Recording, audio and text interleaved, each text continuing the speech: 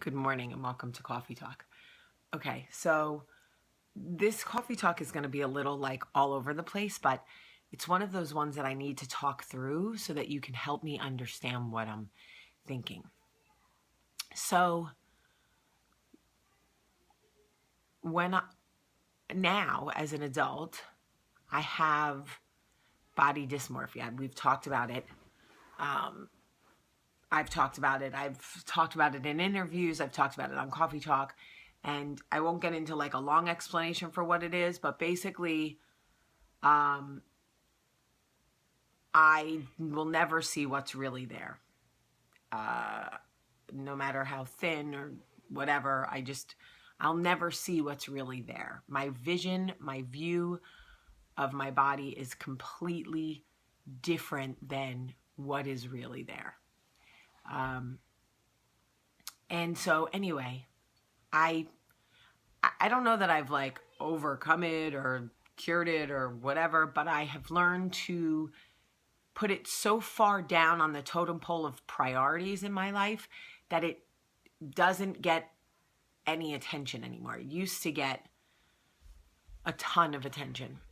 But okay, so I always think, where did it come from? Where did it come from, right? You want to know why? Why me? My sisters, I don't know. They don't really have it. And my mom was really hard on me when I was young because I was overweight in middle school, 6th, 7th, and 8th grade. And it was hard for her. And she didn't have the tools, right? Because you can only do better when you know better. So she didn't know better. She didn't have the tools. So she thought if she made me feel bad about myself, I would stop eating. But instead, I was like the daughter from National Lampoon's European Vacation. Like, can you please pass the butter and the jelly? And the more she criticized me, the more I ate. And it became a vicious cycle, right? The more she criticized me, the more I ate. The more I ate, the fatter I got. The fatter I got, the more frustrated she was. Okay. So fast forward to being in an abusive relationship. Okay. I am now the person who sees people in manipulative, controlling relationships and goes, what are you doing? Why are you staying in that? But I was once that person. I was once in that relationship, making every excuse for his behavior, all in the name of true love. Isn't that romantic? I mean, it's like what movies are made of. I just allowed him to shit all over me because it was true love. I let him break me down, treat me like a dog, talk to me like garbage. I mean, I really allowed him to destroy my self-worth. But hey, it was love. And if you're ever going to let somebody break you down, at least do it in the name of love, right? That's what I told myself. Here's what I have figured out. The way you speak to somebody will become their inner voice. If you have control or influence over somebody, the way you speak to them will become their inner voice. And that is what happened to me. The way my mom spoke to me became my inner voice. And that inner voice told me that my body would never be good enough. That transformed itself into a condition. Thank God it was only body dysmorphia. It could have been anorexia or bulimia or who knows what.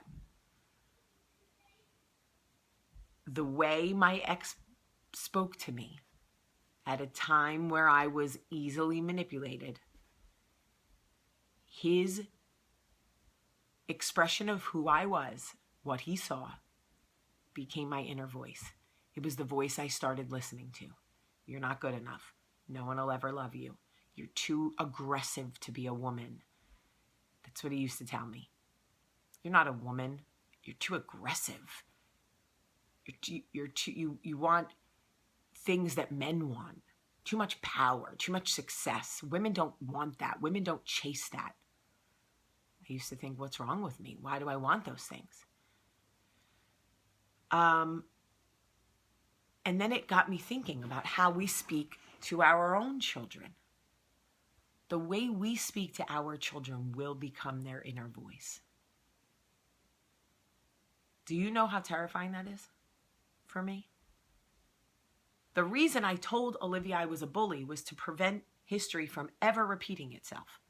I wanted her to know and hold me accountable for my behavior. In fact, yesterday, in the parking lot of the gymnastics place, a woman could have stopped and let me pull the car out, but instead she pulled right behind my car to make sure that she would be next in the long line of traffic trying to get out, and didn't let me out. So I said something under my breath like, you are so lucky my kids are in this car, because and Olivia was like, Mom, she could be in a rush to get somewhere. Thank you, Olivia, for your moral checkpoint. So, the way I speak to my children will become their inner voice. It just hit me this morning. All of this just hit me. I'm having like one of those, oh my God, I'm sure I'm destroying my children moments. And now I understand when somebody is in a fragile state, and I believe that children are fragile in that they are young and naive. But as we get older, why does it happen to us as adults? Because life is hard. It ebbs and flows, goes up and down, right? So there are times in our lives when we're stronger than others. There are times where our armor of self-confidence is strong, and somebody who's going to try to get into our head won't stand a chance. But then there are times when we are weak, and they see that. And people like him prey on women like that or men like that. They look for people who they can manipulate and control. And then they get inside and they become our inner voice. And they start telling us, you'll never be enough. You're flawed. No one will ever love you. This is true love. This is where you need to fight. So what if I knock you down? Eventually I'll help you back up. It's for your own good. And we start to believe that. He loves me. No one else will probably ever love me, so I am here to tell you, I call bullshit. If you are in a situation now where somebody is in your head telling you, you are not worth enough, you're not worthy, no one will ever love you, any of that stuff, listen to me. That is how they survive. They need to control and manipulate to survive. It's not love, it's survival. Open your eyes. You want to stay, but open your eyes. Take your inner voice back.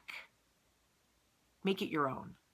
Let it play your own message over and over. Not his, not your mother's, not your sister's, not anybody else's. Don't tell me your mother broke you down. Don't tell me that your mother didn't love you. Guess what? I went through the same thing for years. Being told I wasn't enough. I was too fat. I was an embarrassment. I get it. I get it.